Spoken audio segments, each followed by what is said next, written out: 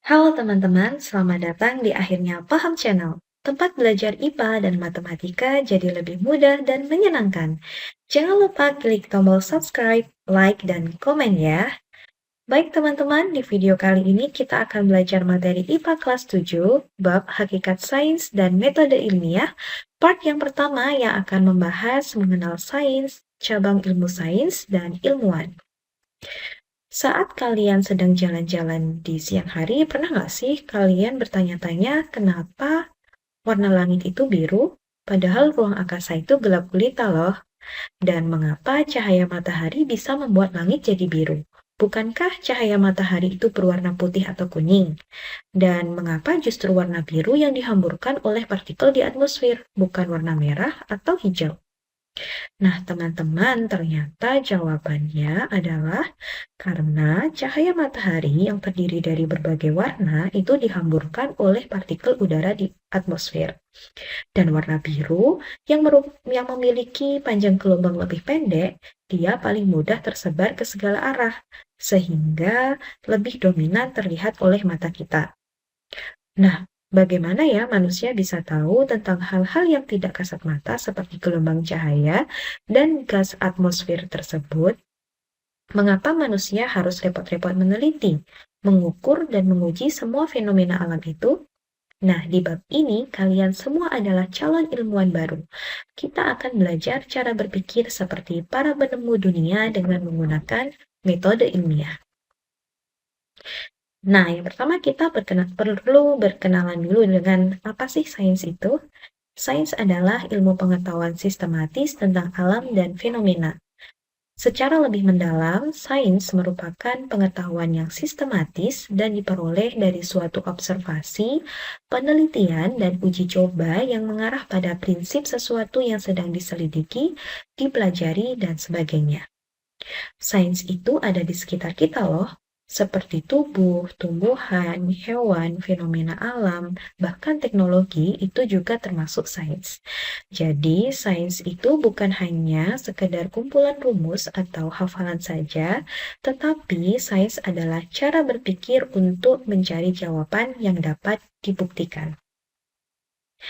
Nah, selanjutnya, apa sih tujuan sains itu? Tujuan sains sangat banyak sekali, di antaranya sebagai sarana untuk mengungkapkan fakta yang belum diketahui. Artinya, sains digunakan sebagai alat untuk kita memahami bagaimana sih alam itu bekerja. Nah, berikutnya, sains digunakan sebagai alat untuk memecahkan masalah. Misalkan saat kita sakit, kita butuh obat. Nah, obatnya tentu saja tidak sembarangan. Kita perlu mengetahui obat apa yang sesuai dengan penyakit kita.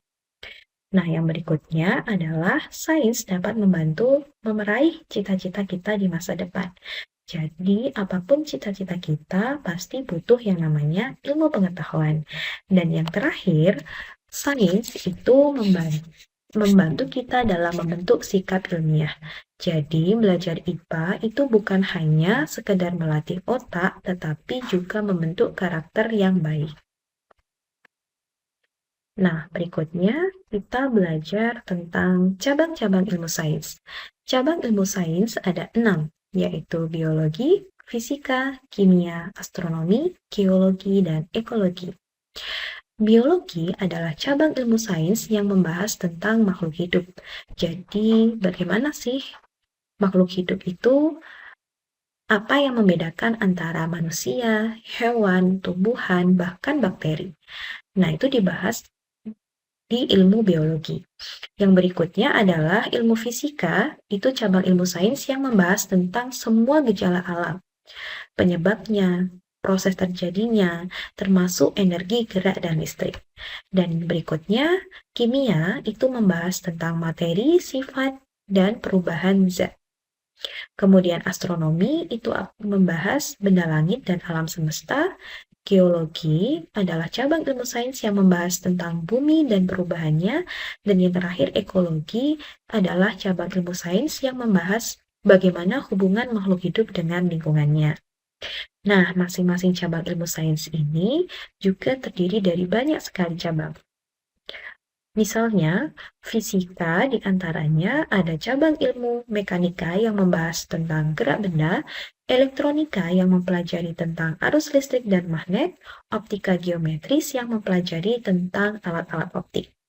Kemudian biologi ada ornitologi yang mempelajari tentang binatang, botani tentang tumbuhan, mikrobiologi tentang karakteristik dan sifat makhluk hidup, serta genetika yang mempelajari tentang pewarisan sifat pada makhluk hidup. Berikutnya, ilmu kimia ada cabang ilmu farmasi yang mempelajari tentang obat-obatan, radiokimia yang mempelajari tentang zat-zat radioaktif, kimia organik yang mempelajari tentang bahan-bahan kimia yang ada pada makhluk hidup, dan kimia anorganik yang mempelajari tentang bahan-bahan kimia dalam benda-benda. Berikutnya, ilmu geologi ada vulkanologi yang mempelajari tentang gunung berapi, seismologi yang mempelajari gempa bumi, paleontologi yang mempelajari tentang fosil. Berikutnya, ilmu astronomi ada astrobiologi yang mempelajari tentang kehidupan di luar angkasa, astrometri yang mempelajari tentang posisi benda-benda langit, dan kosmologi yang mempelajari tentang asal-usul, struktur, dan hubungan ruang waktu dari alam semesta. Dan yang terakhir ada ekologi yang mempelajari interaksi antara makhluk hidup dengan lingkungan sekitar, termasuk di dalamnya masalah lingkungan, perubahan iklim, dan pengaruhnya terhadap kehidupan makhluk hidup di bumi. Nah, selanjutnya kalian perlu tahu siapa sih ilmuwan itu? Ilmuwan itu sebenarnya adalah orang-orang yang isi kepalanya penuh dengan kata kenapa dan bagaimana terhadap alam sekitar. Sama persis seperti kalian tadi yang bertanya-tanya kenapa sih langit itu warnanya biru? Nah, bedanya mereka menghabiskan waktu bertahun-tahun untuk mencari jawabannya sampai ketemu suatu hukum atau teori baru. Ada banyak sekali tokoh ilmuwan terkenal di dunia. Di antaranya Isaac Newton, yaitu ilmuwan yang menemukan gaya gravitasi, Albert Einstein yang menemukan teori relativitas, Galileo Galilei yang menemukan teleskop pertama di dunia, dan nggak kalah terkenal nih, ilmuwan dari Indonesia, Pak Habibie, yang terkenal dengan teori pesawat terbangnya. Nah, sikap dari para ilmuwan inilah yang perlu kalian latih mulai sekarang karena sikap tersebut akan membantu kalian dalam meraih cita-cita apapun. Nah, hari ini kita memahami bahwa semua itu berkaitan dengan sains. Sains lahir dari rasa ingin tahu, berkembang melalui penelitian, dan digunakan untuk membantu manusia mencapai kehidupan yang lebih baik. Maka, saat kalian belajar IPA, bayangkan bahwa kalian sedang menyiapkan diri untuk menjadi ilmuwan, tenaga kesehatan, insinyur, guru, atau profesi apapun yang kalian impikan. Nah, demikian tadi adalah materi mengenal sains, dan kita lanjutkan ke materi berikutnya, yaitu laboratorium IPA.